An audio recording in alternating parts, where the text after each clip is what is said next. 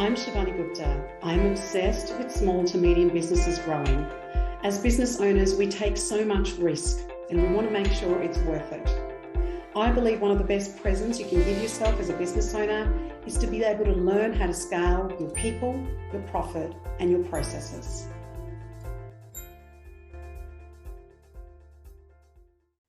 Hello, everybody. I wanted to talk to you about Chapter 3. Chapter 3 in getting people to step up is about what I call Plan A, B, and C.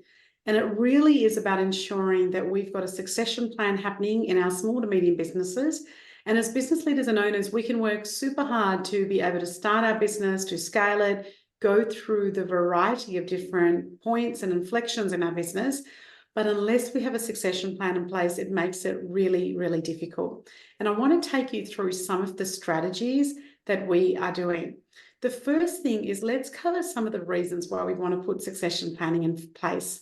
The big thing is that it's for that business confidence. You know, not only I call it Plan A, B, and C. So not only do you want to have Plan A, which is probably the plan that you've got in place, and then we often talk about in business, well, if that doesn't work, I've got a Plan B.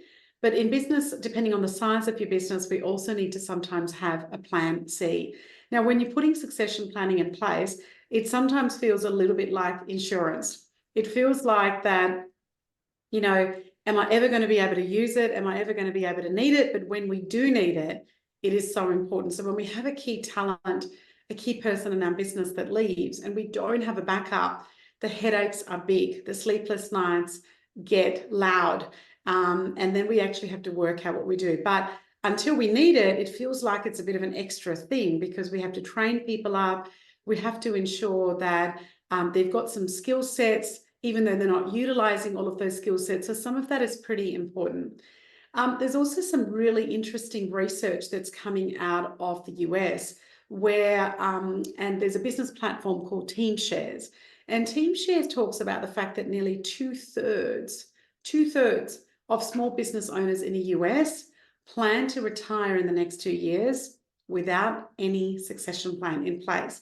So when you look at that, you know, what does that mean for those? Well, either they're going to rush through and find that succession plan. And very rarely, if you don't have something in place, you're going to find that very quickly, because sometimes that succession plan needs to be thought about, you know, years in advance, at least months in advance. But if you're, you know, 12 to 24 months from retiring, difficult time to be able to put that in, or they end up then shutting the business down and not really realizing the full potential of their business.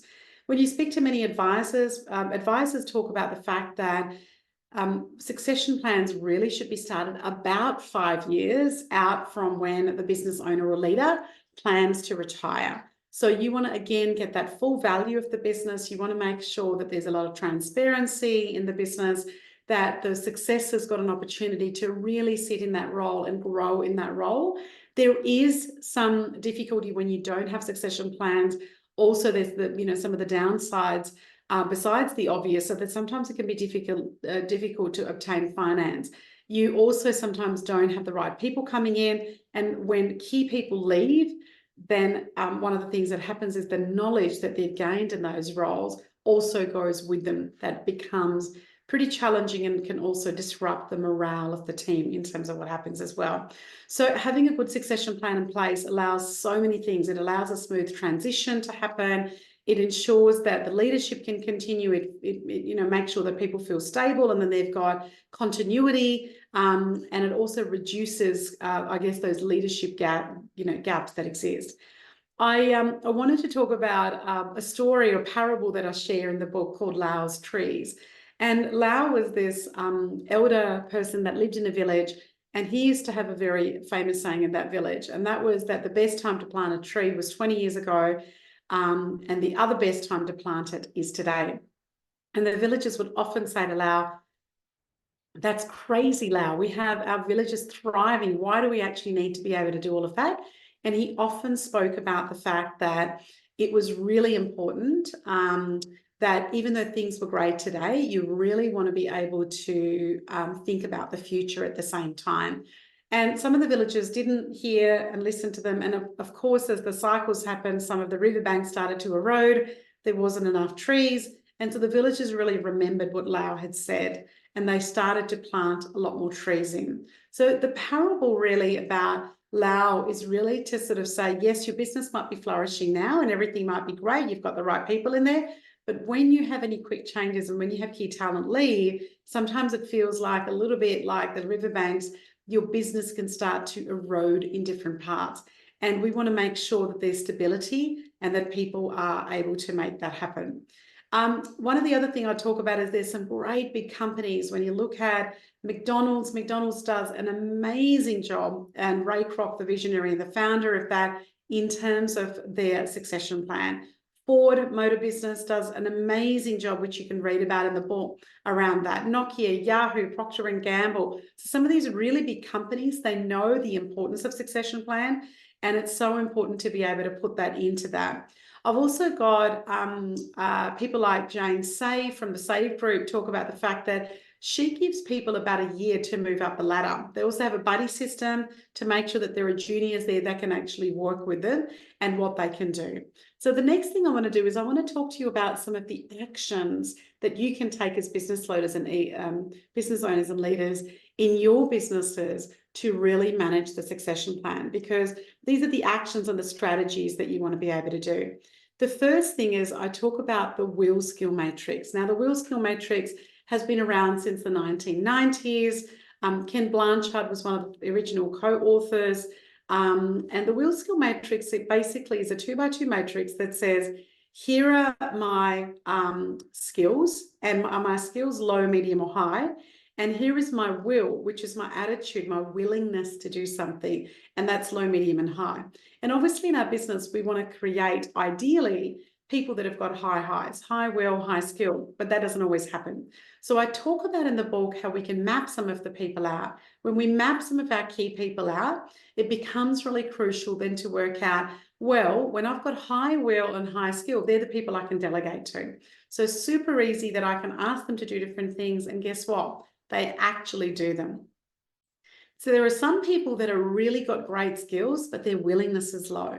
So what do I, as a business leader and owner, need to do? Well, I need to work out how to spark, get excitement, get passion regenerated, reignited in them, so that they can really get excited about getting what they're working on, and perhaps that will then move their willingness to be higher.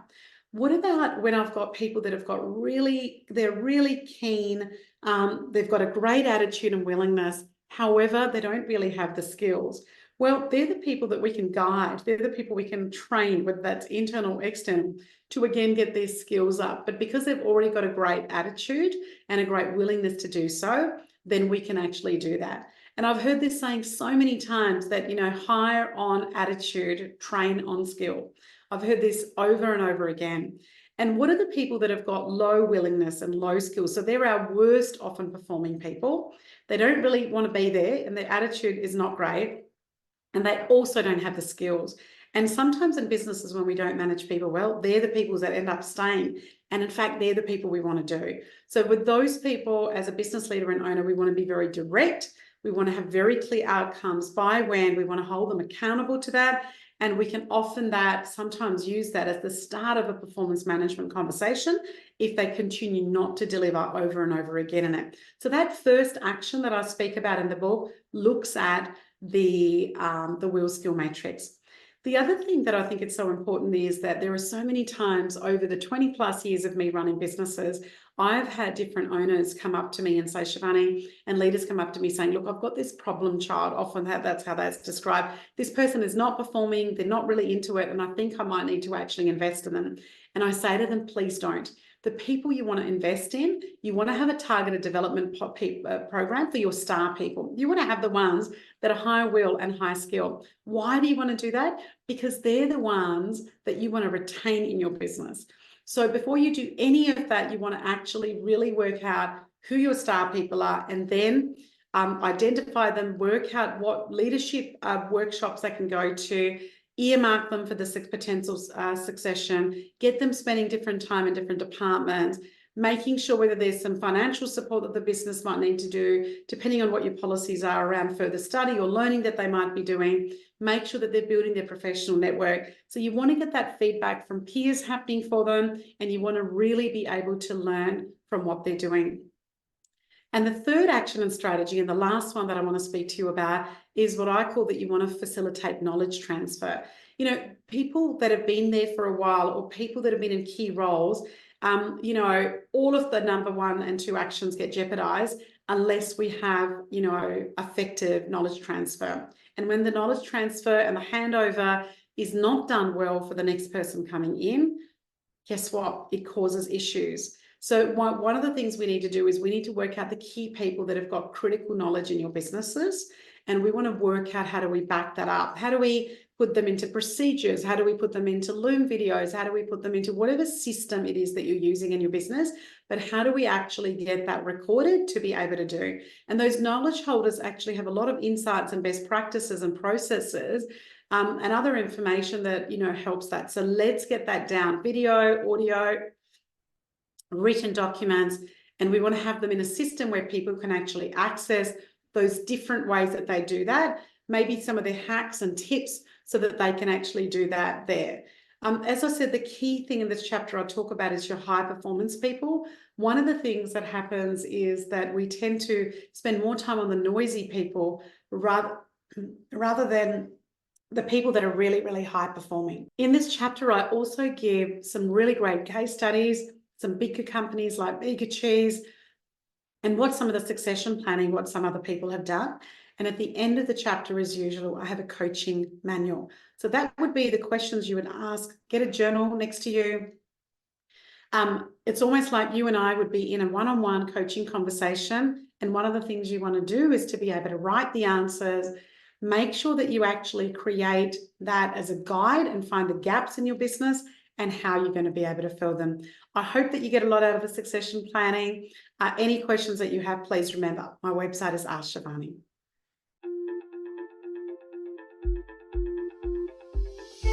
I'm Shivani Gupta, and you've been listening to the Grow Your Business podcast.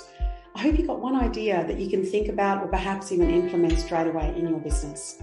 Thank you for listening. Follow me on Facebook, Instagram, and LinkedIn under Ask Shivani. Remember, I call it Ask Shivani, so please send me your questions that I can address in this podcast for you. And I would also so appreciate if you went to the Apple Podcast to rate and review this podcast.